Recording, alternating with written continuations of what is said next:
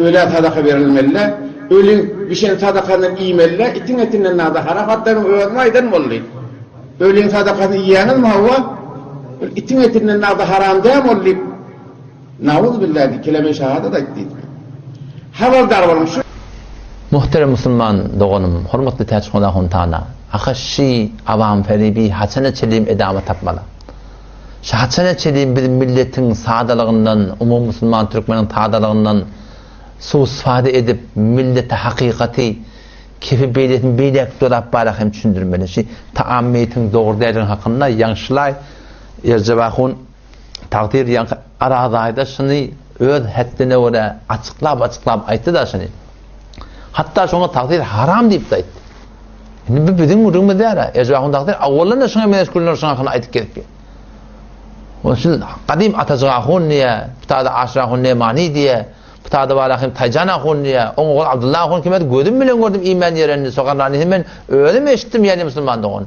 O zaman sen gelip de balakım tadaka vermek doğru de, tadakanı bilmeyen eşin etinden haram Müslüman doğun, tadaka vermek doğru de diyen adam yok.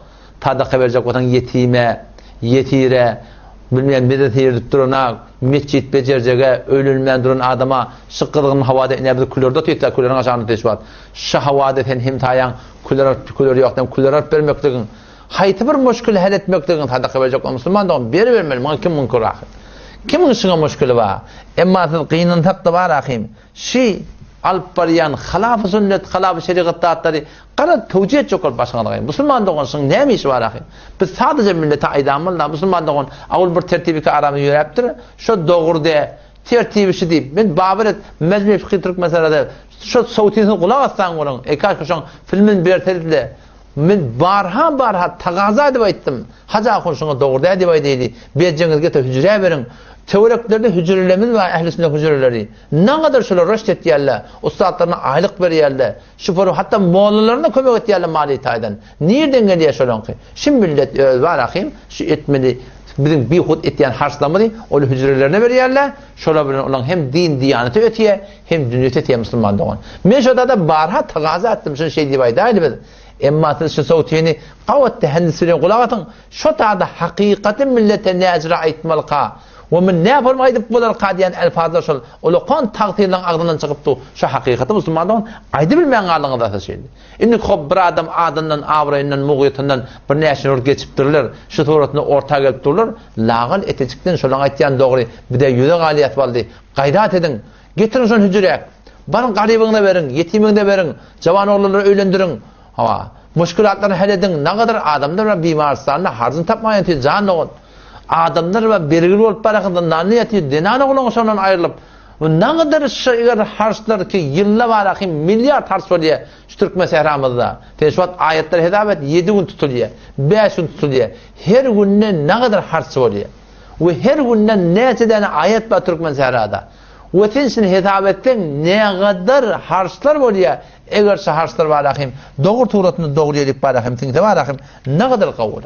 Şu taammiyetin şunu doğru derine öyle böyle kıymetin 60 yaşlardan sonra buna ne kitap gerek ne başka bırak gerek avvaldan aydıp beren görün mü emma arada bir falan şeysini iyiliptir öğrenciliptir bunu ekber cüze döndürüp şu doğrudan dokanta camlı hacakun vallahi yerine biz size hayırha millete Türkmen sahra hayırha Müslümanların bize yamanlığımız yok biz şu forum CD urupta barakim akıllıdan tutulsup karşı vurup barakim birbirine hak etmek yamal niyetimiz yok.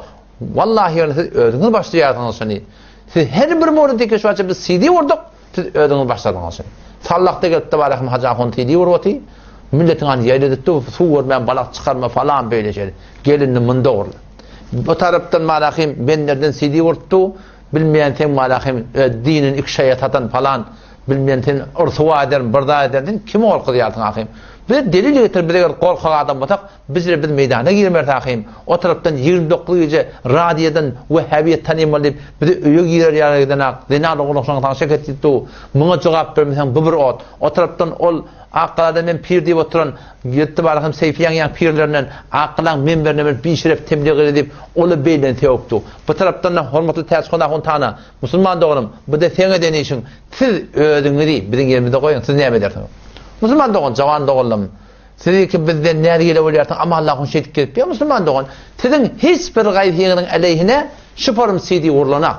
Tiziň hiç bir gaýryňyň aleyhine şu forum towta edip, şu forum töhmet datda bolup barakym ileri gelenek. Hatta siz bu Türkmen sara bölek bolsaňyzda bir-biriniň hawany saklaýarsyňyz, bir-biriniňe barakym şu forum garşy durmaýarsyňyz. Şu forum tiziň etýän belli adam ýok-da.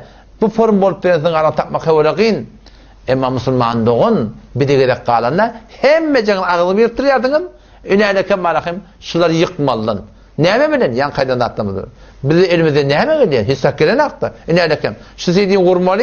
Millet musulman doğunun beyli der. Musulman doğunun beyli şeyli der. Üneleke canın yanıp başına katağınak aydamaklığında oluyor. Bu da üstüne otan bizi oluyor fitnedir ötken. İhtilaftır ötken. Sizi oluyor mantığın var. Anılbaş alemi. Allamati, Mufti Azam Türkmen Zehra, anırbaş dilevari, fesahatli, belagatli. Bir de heyran doğurtu. Şu tada, size bizim yerimizde olsan, ne mi dersin musulman doğun? Allah temizden tevfik versin. Bana ile inşallah baştaki böyle kurruna, hormatlı musulman doğunum, tercihmada huntana, men tenin barha takazat yani. Tenşi qati yanlışıp dursan, tenşinden çındım bir tövbet. Seni eğer vağın tövbet etmeyecek de olsan, alıp bariyan Türk'ünün doğru olsan, gel otur şöyle inşallah ta'ala. Sen nile bar diýip hususi mekan bolsun. Biz şu taýda filmler dary bilen bir hususi mekanna gawluk oturşaýly. Ara wagt kesirle millet görsen kim hakykat aýtýan kefi, kimin alyp barýan kefi dogry. Or böyle kurun goýdy.